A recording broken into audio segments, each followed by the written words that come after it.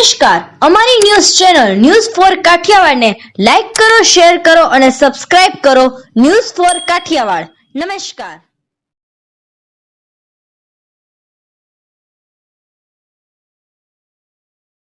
Solve this up. Solve करो हे चुटकी बजाओ आंसर पाओ आंसर करो और स्मार्ट बन जाओ Maths करो या stats करो, जो भी करो स्मार्ट करो. सही तो हे જૂનાગઢ વિસાવદર પેટા ચૂંટણી.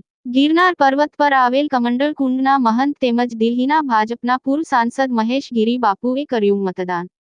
રાણપુર ખાતે કર્યું મતદાન. લોકોને મત આપવા કરી અપીલ. આપનો એક મત પાકિસ્તાન જેવા દેશને આંખ બતાવી શકશે. ઓપરેશન સિંદૂરની તાકાત આ વોટથી મળી છે. મેં મારો રાષ્ટ્ર ધર્મ નિભાવ્યો છે. વિકાસ કરી શકે તેવા ઉમેદવાર આપનો મત આપો. 20 વર્ષથી વિકાસ અટકેલો છે. ભાજપનો ભગવો પહેલા પણ લહેરાતો અને લહેરાશે. બાઇટ મહેશ ગીરી બાપુ. હાજી બાપુ, આજે તમે મતદાન કર્યું. આજે વિસાવદર ની પેટા ચૂંટણીમાં પોતાનું મતદાન હું કરી આવ્યો છું અને હું વિસ્તારના બધા જ મતદારોને અપીલ કરું છું કે ઘરમાંથી જો ન નીકળ્યા હો મતદાન આપવા માટે તો તરત જ નીકળો.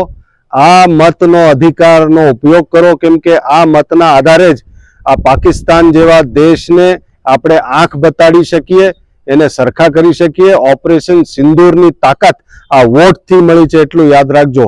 મેં મારો રાષ્ટ્ર ધર્મ બજાવ્યો છે, આપ સૌએ પણ બજાવવો જ જોઈએ.